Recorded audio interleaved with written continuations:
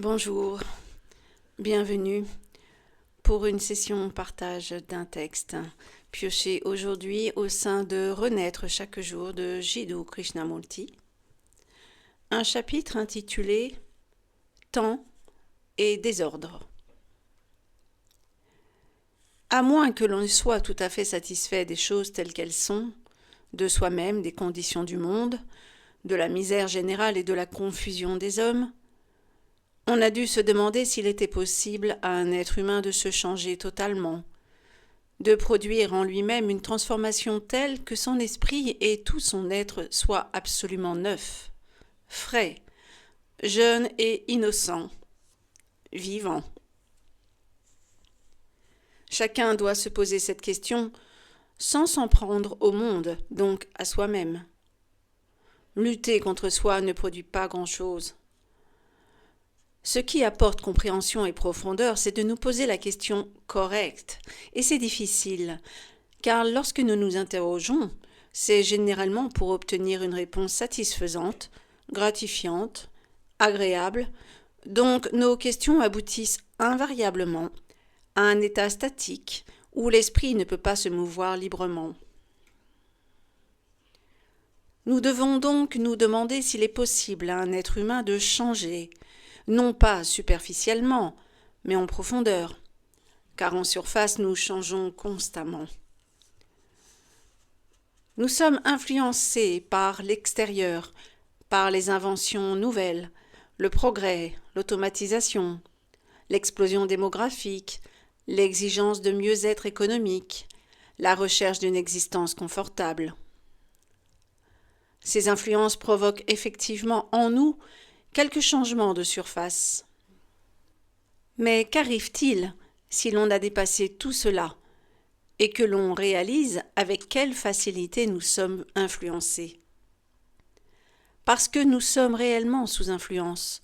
Le climat, l'alimentation, le vêtement, la société dans laquelle nous vivons et la culture influencent superficiellement nos caractères, nos points de vue et nos pensées.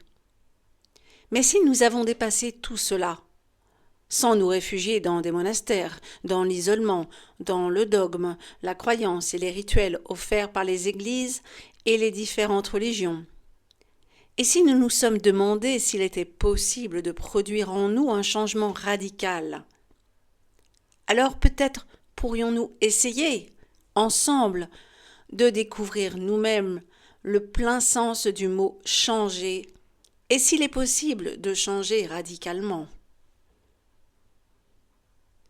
Le mécontentement entraîne une révolte contre la société. La révolte est une réaction et toute action ou toute interrogation, même profonde, fondamentale, née d'une réaction ne peut que produire une nouvelle série de réactions et, par conséquent, ne peut susciter une compréhension totale. Il faut donc être suffisamment conscient de son propre mécontentement. Nous sommes presque tous mécontents, et ce mécontentement de surface trouve facilement une satisfaction qui est encore une réaction. Nous tournoyons de satisfaction en satisfaction, et nous prenons cela pour un changement.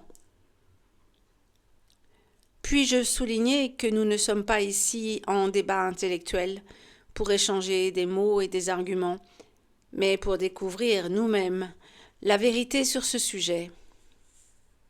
Pour cela, nous devons écouter, sans accepter ou rejeter ce qui est dit. Lorsque l'on écoute vraiment, de façon intime si l'on peut dire, on en retire beaucoup plus. Nous allons aborder un sujet assez difficile, peut-être, et il serait futile de le traiter à la façon d'une distraction intellectuelle ou d'un argument à débattre. Il serait donc avisé d'écouter, avec une certaine souplesse, une qualité d'attention en laquelle n'entre ni effort ni la résistance. Car la plupart du temps, la résistance, ce mécanisme d'autodéfense, surgit en nous de façon tellement instinctive et naturelle. Si quelque chose nous déplaît, notre recul est instinctif.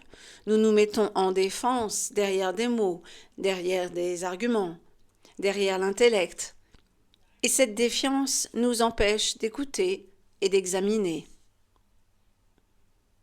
Pour enquêter, il faut un sentiment de liberté, la liberté d'investigation. C'est ce que nous allons faire. Pour enquêter, l'esprit doit avoir un penchant pour la liberté, sinon il ne peut découvrir. Il faut une certaine intensité pour se mettre en quête de la vérité. L'enquête s'arrête dès que nous voulons une réponse spécifique, apte à nous satisfaire ou à répondre à la projection d'un de nos désirs. Chacun doit en être suffisamment conscient s'il veut réellement découvrir si un changement fondamental est possible au sein des êtres humains. Nous, avec nos traditions, notre énorme passé historique, s'il est un jour possible de provoquer une révolution radicale en nous-mêmes.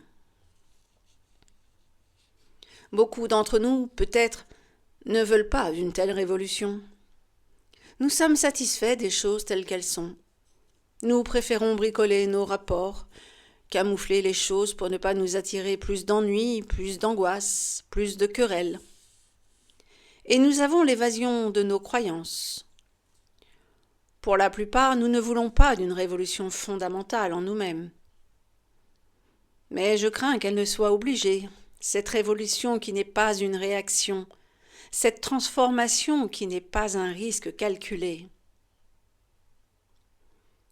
Le monde fait d'immenses progrès techniques, de grands changements ont lieu, des changements incalculables. Une société nouvelle pourrait en résulter, alors que l'humain reste plus ou moins le même, bien qu'un peu dégrossi, un peu plus habile, un peu mieux adapté. Mais nous n'aurons pas pour autant résolu nos souffrances. Il n'y aura jamais de fin à la solitude, à la peur, et le fait d'être mortel sera toujours incompris. Beaucoup d'entre nous ont tendance à laisser faire, à être vite satisfaits, et la question de savoir s'il est possible de changer fondamentalement ne se pose jamais. Cette question que l'orateur vous pose, soit elle devient votre propre interrogation, et elle est, de ce fait, intime et vitale, soit vous l'accueillez seulement, donc vous la voyez comme extérieure à vous. Si vous avez faim, vous n'avez pas besoin qu'on vous le dise, vous le savez.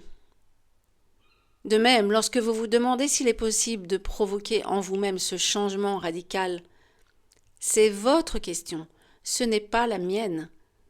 Elle devient votre problème. Il ne vous est pas imposé par un autre.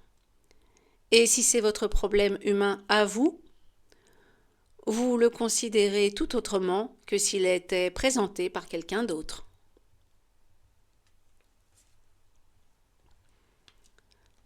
Dans une très prochaine session partage, vous obtiendrez la continuation de la lecture de ce chapitre. À très bientôt.